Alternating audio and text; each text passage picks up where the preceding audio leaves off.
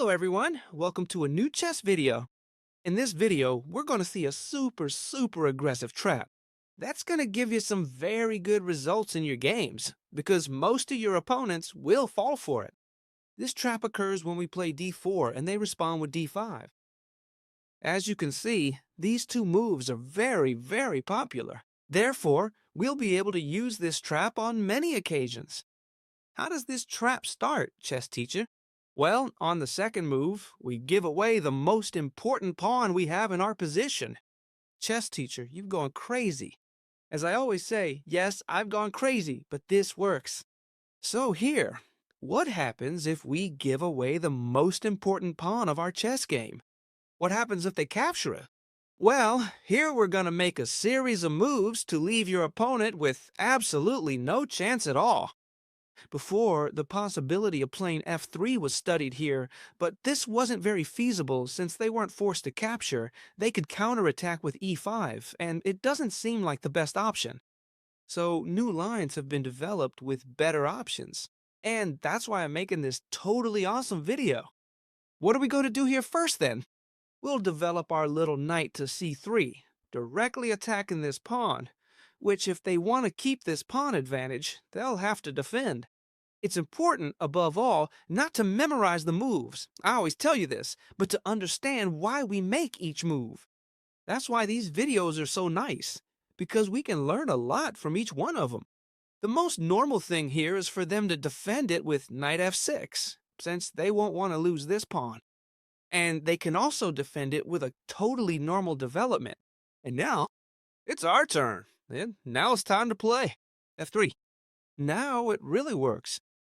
f3. The most normal thing is for them to capture, and I'll explain why. If they don't capture this pawn, we're going to capture it ourselves, and we'll be much better off with a pawn center. And we'll also have recovered the pawn we were down. Therefore, here they have to capture, and here they stay with an extra pawn, waiting for us to retake with the knight, and for the development to continue with an extra pawn for them. What happens is that we're going to retake this pawn with the queen. Now, we're already creating some somewhat silent threats, but our opponent has to be very careful, because we already have a queen starting to attack. Let's assess the situation for a moment. This pawn is now completely hanging. They can capture it from us. And I'll also tell you something else. They should capture it from us, because if they don't capture it, we're simply left with one less pawn. We'll defend it with bishop e3, and our position will be much better, because we'll have the center. If they manage to capture this pawn, which in fact is what they have to do, black has a two-pawn advantage, and it seems they more than justify the position. It's true that we have an open path for our bishops, but our opponent is up two pawns. Here it looks like we're quite a bit worse, but nothing could be further from the truth. Here, they're falling right into our territory. We're going to play none other than bishop e3, as we said before, attacking this queen that has to retreat.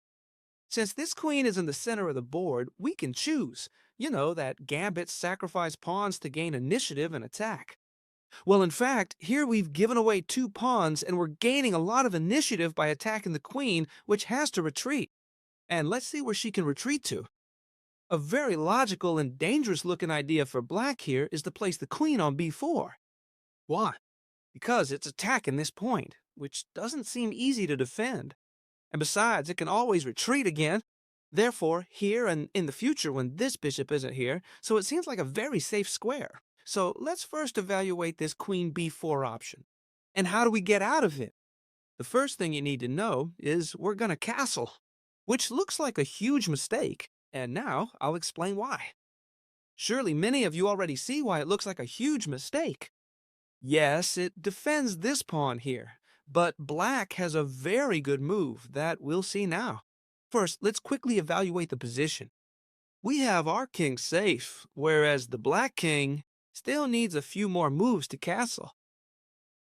Now we can bring out both our bishops, while our opponent can only bring out one and has the queen very exposed. But here, as you can see, black has the move, I don't know if you found it, bishop g4, which looks super strong. It attacks our queen and it attacks our rook. A totally spectacular pin. that it seems we can't get out of. But we have a totally unexpected move here, which is knight b5, giving away the queen. Here, our opponent will think we've gone crazy because we're giving away the queen, but nothing could be further from the truth. If they capture the queen, thanks to the castled rook, we jump with the knight to c7 and deliver a checkmate.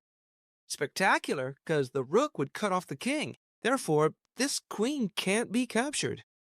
They have to try to provide a path, an escape for this king. The most played move here is e5 to give him an escape route upwards.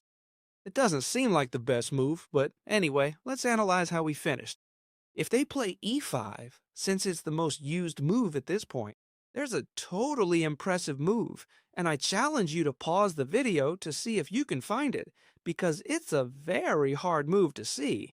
I'm telling you now, I'll tell you in advance, that the first step is to give this check with the knight and the king, since this file is cut off, has to come here no matter what. How can we continue? This is the star move. Let's see if you can find it. Pause the video for a second. Alright, now I'm going to tell you what that totally incredible move was. Queen takes pawn, giving away the queen. It's practically impossible for you to find the move, but if you did, you're a genius. What's the reason for deflecting this queen? We're deflecting this queen by giving away our own queen. The reason is to come in now with this bishop to deliver. A brutal checkmate. The queen from here was defending the square. Now she's not. We deliver a brutal checkmate since this knight covers these two squares. We deliver a totally spectacular mate. You're freaking out over this aggressive line, aren't you? Well, let's keep looking at variations because it's spectacular. And now comes the best part. First, as you know, we give away the most important pawn in the position. Here, our opponent will already be thinking either that we're very bad or that we've gone crazy. So let's continue with the lie. You know, not f3, but knight c3. Remember, it's more important to understand the position and why we do each thing to be able to apply it in your games than to learn the moves by heart. Although if you do learn them, you can also literally replicate what we're doing here. Knight f6, now defending this extra pawn they have, and now we will play f3. They have to trade with us because otherwise they'll be much worse off. And instead of capturing with the knight, we'll capture with the queen to create multiple threats. We said this pawn has to be captured because otherwise they'll be quite a bit worse in the position. We continue with bishop e3, attacking a queen that has to move, and we'll keep seeing what happens when they come here, because there are more options.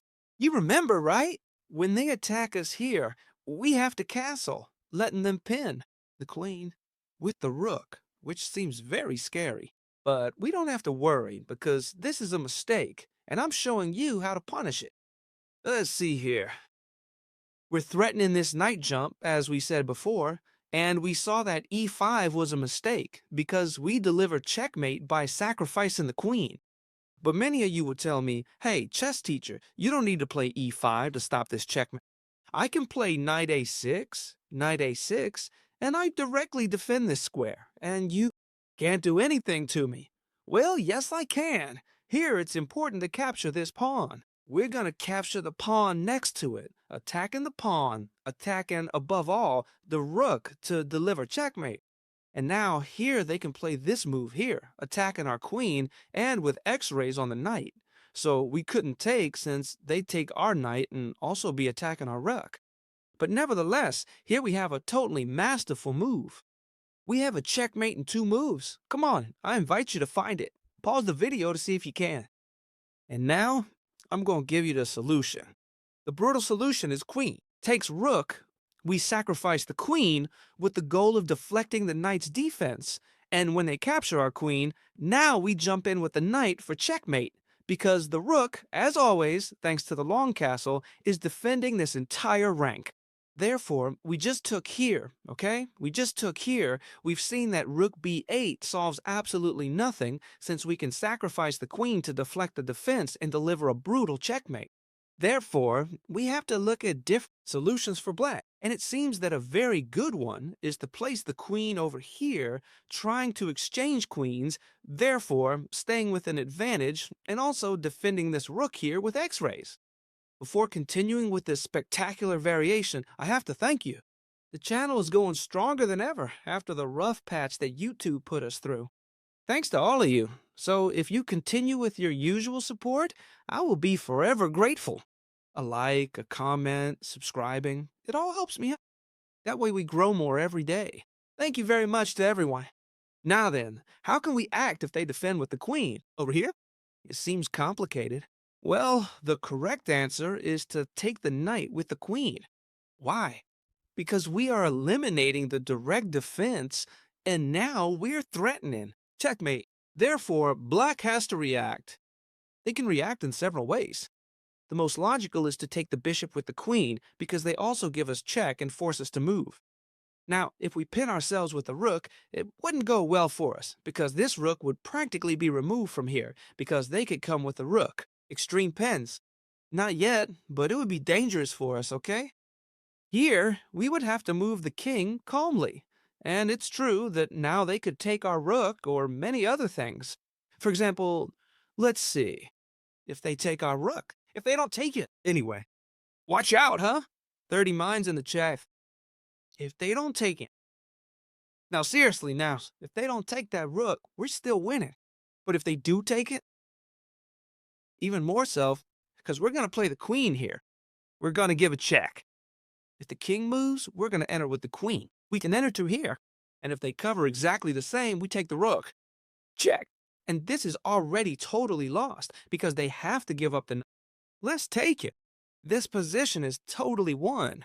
Let's set up the critical position then. I'm going to go through it a bit fast because we've already seen this many times. If it's not clear to you, you can look back a bit on the board. F3, E takes F3, Queen takes F3, Queen takes D4, and now Bishop E3, attacking this queen. We return to the critical position where we've been studying. What happens if the queen comes here? But what happens if the queen comes here? To try to exchange queens with? Which seems to cause us quite a few problems. Well, to see this, we're going to look at it in a real game between two very strong players whose names I don't remember right now. To be honest, I was looking for them earlier, but I don't remember. And this is very important because we're going to see it in a real game. Later, you'll be playing real games against real people, so we have to see how people behave, and it's very important to understand these moves. Once the queen is attacked, we're not interested in trading, since in a gambit, we shouldn't give away many pieces. If we trade queens, we're left without many attacking motifs. Therefore, we'll quietly retreat it to the F2 square, and we'll continue the game from the black pieces side. Here, the black pieces looked, as always, to exchange pieces. Since they're attacking the queen and the knight, we have to trade. So they were traded, and now they're attacking this point. Here, the white piece is castled. Therefore, we're following a pretty similar plan. Here, the black pieces played A6, a bit passive, to try to avoid this check here, which seems like a good move. And here, the white pieces played knight F3. Why'd they play knight F3? Well, knight F3 has a brutal threat right now. Because they're threatening to jump with the knight, threaten the queen, and also, with the discovered attack, hit this point here using the file. Therefore, the black pieces here played F6 without thinking to avoid these knight jumps that are so dangerous. There was a very interesting move here, which was to bring the rook over here, threatening this queen that was in the center of the board. And we take the chance to bring out our rook, and then the bishop, and then double up the rooks. But here in the game, bishop e3 was played, also a good move, threatening a queen that had to retreat, and in fact it retreated to the a4 square. Why? To attack this point right here. Here the white pieces played a move that was too passive, which was a 3, and here they had a move that I'm going to show you that's totally spectacular. They had this move here to bring the queen, trying to enter through this point, and the king here, almost completely exposed, could do practically nothing. Therefore, they'd have to block this path with the most logical move, e5. And here there's a checkmate in 5 moves that's totally spectacular, which is practically impossible to see. If you want, you can stop the video, but it's very hard to see. And here, I'll show it to you. We sacrifice the bishop here. Watching these videos with a coffee or something, honestly, even I watch them. We come here, I'm getting sidetracked, sacrificing the bishop. When they take, we enter with the queen, check. The king has to move.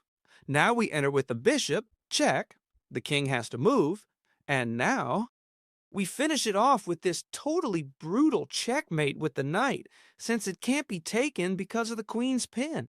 This wasn't what happened in the game, but it could have happened, and it was wonderful. I wanted to show it to you because it was super beautiful.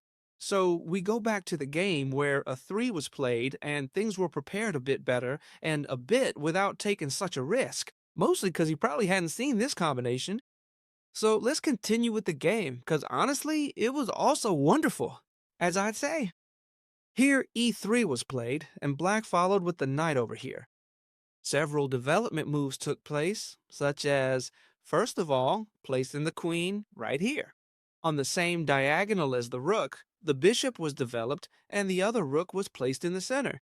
Also, looking over at this point right here, the pieces have been placed in a way that they wanted to launch a brutal attack on the enemy king, who quickly castles to avoid being here in the center, which seemed very, very dangerous. How'd the game continue? Well, the white pieces, what they did was pull the bishop back a little bit, same as black, to make way for this e5 pawn and be able to develop their other bishop. Therefore, here white has placed the pieces in a way to be able to blow up this long castling. Starting with this move here, giving a brutal check to the king, which now has two ways to continue. Moving the king or playing the move e6, two very logical moves, but both end up exactly the same. In the game, e6 was played. So let's see how the white player continued to blow up this position, as it's super beautiful. If you want to pause the video, as always, and this is the last exercise I'll leave you, you can try to solve this exercise yourself. Here it goes. The white pieces played rook takes pawn, sacrificing the queen and sacrificing the rook. And we're going to see that it's spectacular. First, what happens if they take the queen? If they take our queen, we simply come with the rook, all the way to the end it.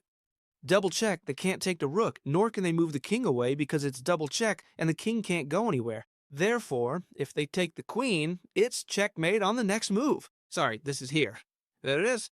Let's also see what happens. If the rook is taken, which is what happened in the game, well, the bishop was simply taken. Check. This king has to move away, and now, yes, we sacrifice the queen for the rook, and when they take the queen, and when they take it, rook takes knight, checkmate. Which gives us a totally brutal lesson that this opening, this very aggressive trap, is very powerful. And if you are attacking players, you will really like putting it into practice. If you want, you can put it into practice. I hope you loved this video. I've had a great time, as always, with you all. Later, tomorrow, I'll be reading all your comments, as I always do in the daily video. You know that a like gives me a lot of strength to keep uploading daily videos. And the same for a subscription, if you like this channel. And activate, above all guys, activate the channel's bell.